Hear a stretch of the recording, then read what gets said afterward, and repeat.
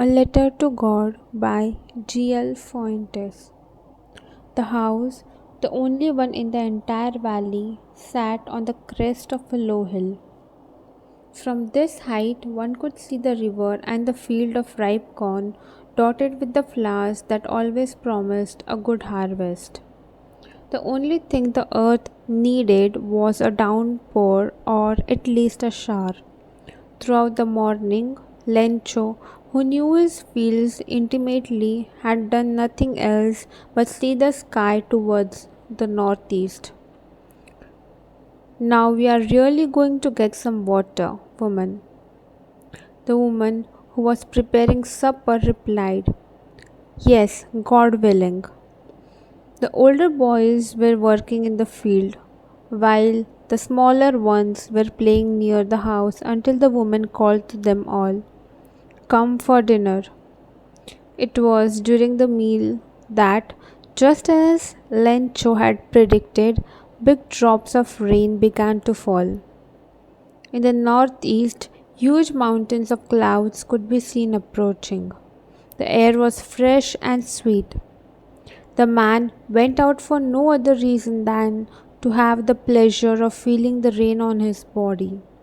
And when he returned, he exclaimed, "These aren't raindrops falling from the sky. They are new coins.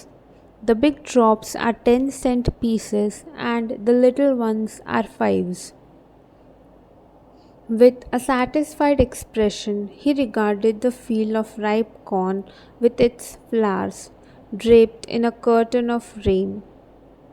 But suddenly a strong wind began to blow, and along with the rain, very large hailstones began to fall. These truly did resemble new silver coins.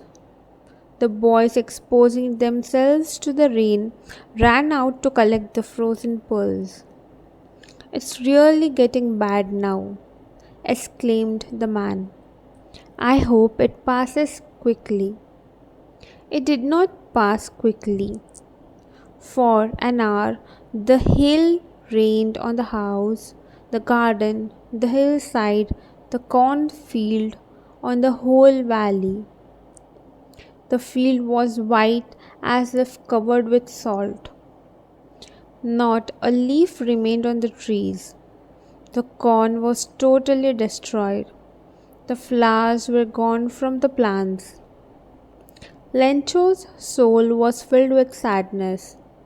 When the storm had passed, he stood in the middle of the field and said to his sons, "A plague of locusts would have left more than this. The hail has left nothing. This year we will have no corn." That night was a sorrowful one. All our works for nothing. There is no one who can help us. We'll all go hungry this year. But in the hearts of all who lived in that solitary house in the middle of the valley, there was a single hope: help from God. Don't be so upset even though this seems like a total loss. Remember, no one dies of hunger. That's what they say. No one dies of hunger. Although the night, Lencho thought only of his one hope, the help of God, whose eyes, as he had been instructed, see everything, even what is deep in one's conscience. Lencho was an ox of a man, working like an animal in the fields, but still he knew how to write.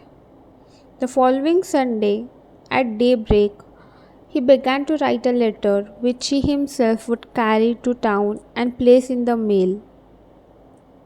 It was nothing less than a letter to God. "God," he wrote, "if you don't help me, my family, and I will go hungry this year. I need 100 pesos in order to sow my field again and to live until the crop comes, because the hailstorm." He wrote to God on the envelope, put the letter inside, and, still troubled, went to town.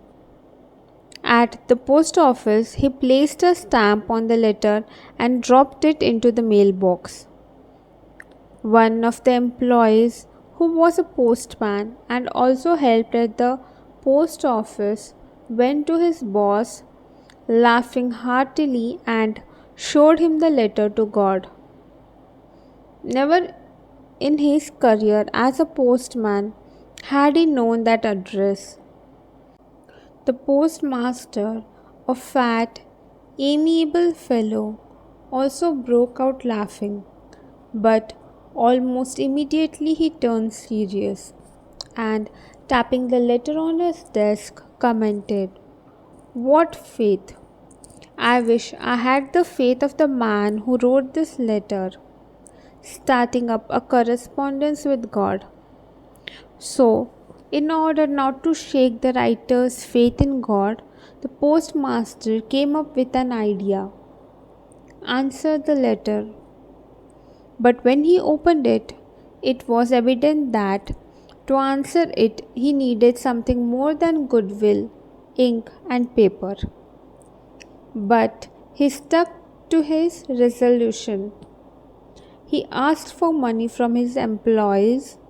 He himself gave part of his salary, and several friends of his were obliged to give something for an act of charity. It was impossible for him to gather together the 100 pesos, so he was able to send the farmer only a little more than half.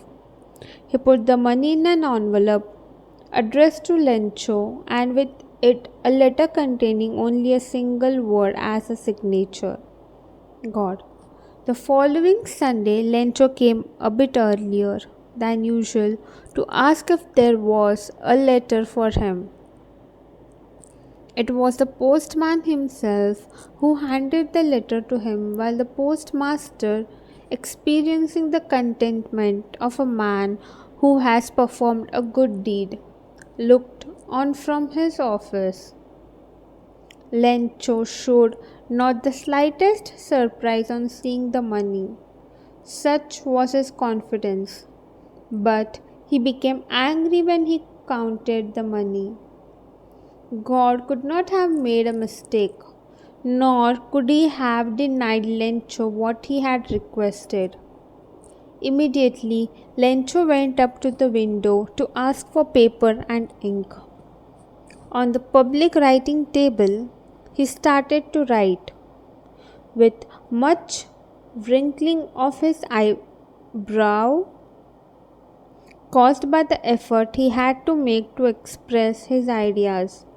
When he finished, he went to the window to buy a stamp which he licked and then affixed to the envelope with a blow of his fist. The moment the letter fell into the mailbox, the postmaster went to open it. It said, God, of the money that I asked for, only 70 pesos reached me. Send me the rest, since I need it very much. But don't send it to me through the mail, because the post office employees are a bunch of crooks. Lencho.